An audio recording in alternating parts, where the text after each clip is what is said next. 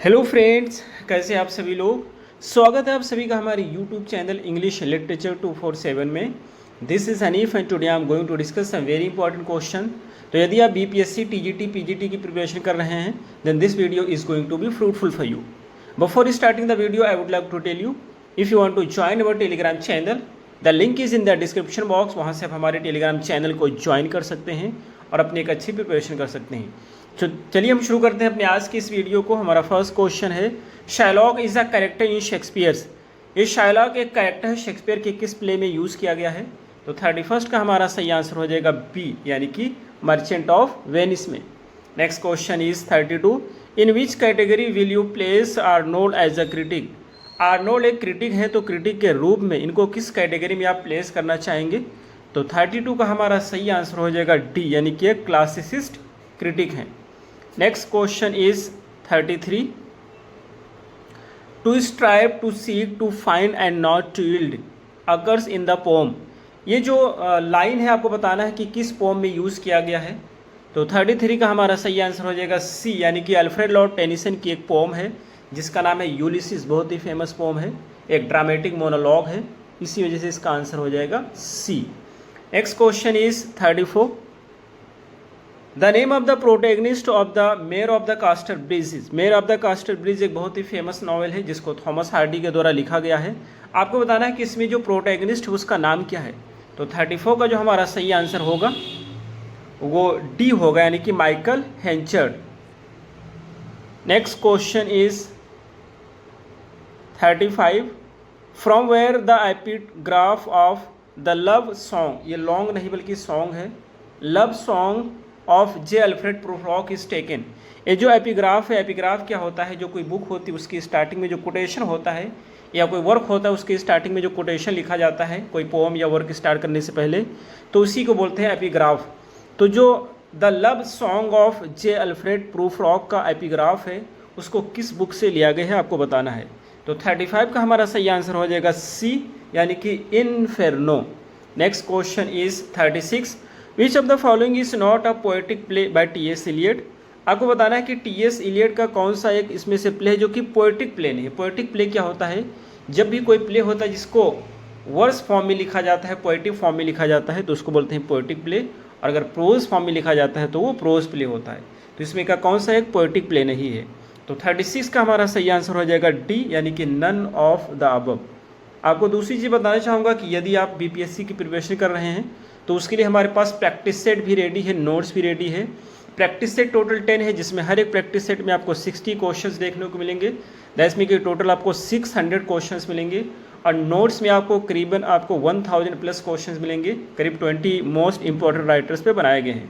तो इन नोट्स के लिए, प्रैक्टिस के लिए आप मुझे मैसेज कर सकते हैं। नंबर आपको इस वीडियो के डिस्क्रिप्शन बॉक्स में मिल जाएगा और अपनी एक अच्छी तैयारी कर सकते हैं। Next question is 37, Wordsworth wrote the prelude in. जो विलियम वर्ड्सवर्थ है उन्होंने प्रिल्यूड को कितनी बुक्स में लिखा है आपको बताना है। तो 37 का हमारा सही आंसर हो जाएगा बी, यानी कि 14 बुक्स में लिखा है।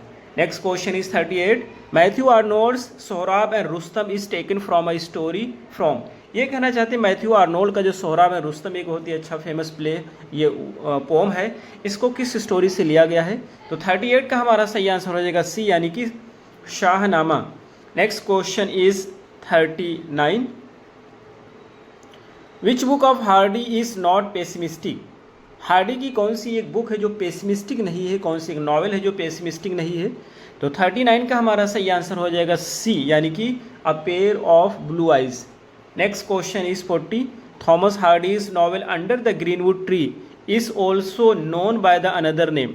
ये जो थॉमस हार्डी की वर्क है अंडर द ग्रीनवुड ट्री, इसको एक दूसरे नाम से भी जाना जाता है। इसका एक सब टाइटल आपको बताना है क्या है। तो 40 का हमारा सही आंसर हो जाएगा बी, यानी कि the mill stock क्वेर। Next question is 41, what the thunder said is a section of the pome. तो टी.एस. इलियट का एक वर्क है जिसका नाम है द वेस्टलैंड, और वेस्टलैंड को 5 सेक्शन में डिवाइड किया गया है। उसका एक सेक्शन होता है जिसका नाम है व्हाट द थंडर सेड। इस वजह से सही आंसर हो जाएगा डी, द वेस्टलैंड का एक सेक्शन है what the thunder said. Next question is 42, trace in the following list the drama which T S. Eliot did not write. आपको इसमें से बताने का कौन सा एक प्ले है जिसको टी.एस. इलियट ने नहीं लिखा है। तो 42 का हमारा सही आंसर हो जाएगा डी, यानी कि the ascent of F-16। Next question is 43। Which part of the United States has been written about in William Faulkner's fiction. William Faulkner जो है, जो कि एक फिक्शनल टाउन को मेंशन करते हैं, वेसेक्स। तो ये कहना चाहते हैं इनका जो फिक्शनल टाउन होता है विलियम फॉकनर का, उसमें से यूनाइटेड स्टेट का कौन सा पार्ट है जो कि मेंशन किया गया है। तो 43 का हमारा सही आंसर होता है बी, यानी कि सदर्न पार्ट को ये डिस्क्राइब करते हैं। Next question is 44। Who called Wordsworth the egotistical sublime. किसने विलियम वर्ड्सवर्थ को कहा है। तो 44 का हमारा सही आंसर हो जाएगा डी, यानी कि कीट्स ने कहा है। Next question is 45। The old man and the sea fetch Nobel prize for Hemingway. ये कहना चाहते हैं जो ओल्ड मैन और सी है, इसने नोबेल प्राइज दिलाया है अर्नेस्ट हेमिंग्वे को। आपको बताना है कि इसका प्रोटैगनिस्ट क्या है। प्रोटैगनिस्ट यानी कि नायक, हीरो। तो 45 का हमारा सही आंसर हो जाएगा ए, यानी क्या Cuban fisherman. Next question is 46। Find the figure of speech in to err is human, to err is human and to forgive is divine. यानी कि गलती करना इंसान का काम है, लेकिन माफ़ कर देना दैवीय है। तो ये जो लाइन है, इसमें कौन सी फिगर ऑफ स्पीच का प्रयोग किया गया है। तो 46 का हमारा सही आंसर हो जाएगा डी, एंटीथेसिस। एंटीथेसिस का मतलब ही होता है कि पहला जो स्टेटमेंट होगा दूसरे स्टेटमेंट को अपोज कर रहा होगा, as you can see in the line. Next question is 47। Arms and the man by G.B. Shaw is divided into. ये कहना चाहते हैं आर्म्स एंड द मैन जो कि प्ले है G.B. Shaw, George Bernard Shaw, इसको कितने सेक्शन में या कितने एक्ट में डिवाइड किया गया है। तो 47 का हमारा सही आंसर है डी, यानी कि 3 एक्ट्स में। Next question is 48। Which of these is not a poem bye Matthew Arnold. इनमें का कौन सा एक पोम है जो मैथ्यू आर्नोल्ड के द्वारा नहीं लिखा गया है। 48 का हमारा सही आंसर होता है डी, यानी the king's tragedy. Next question is 49। An allegory is a series of metaphor और symbols continued throughout the entire story so as to represent और describe one series of facts by another series that is analogous to it in its feature. ये कहना चाहता है analogy जो होता है series होता है मेटाफर का, जो एलिगरी होता है, allegory is a series of metaphor. तो इसमें बेसिकली कहना ये कोटेशन किसके द्वारा बोला गया है, नेस्फील्ड के द्वारा बोला गया है। Which of the books mentioned below is an allegory. आपको बेसिकली ये बताना है कि कौन सी बुक इसमें है जो कि एक एलिगरी है। तो 49 का हमारा सही आंसर होता है ए, यानी pilgrims progress. Next question is 50। He resembles the animals that browse on thistles. The above line is an example of। ये जो लाइन है किसी इसका एक एग्जाम्पल है, आपको बताना है। तो 50 का हमारा सही आंसर है बी, यानी कि टोटोलॉजी है। Next question is 51। Which of the following collection of poems was written by Kamala Das. Kamala Das के द्वारा कौन सा पोम्स का कलेक्शन है जो कि लिखा गया था। तो 51 का हमारा सही आंसर होगा ए, यानी कि समर इन कलकत्ता। ये लिखा गया है कमला दास के द्वारा।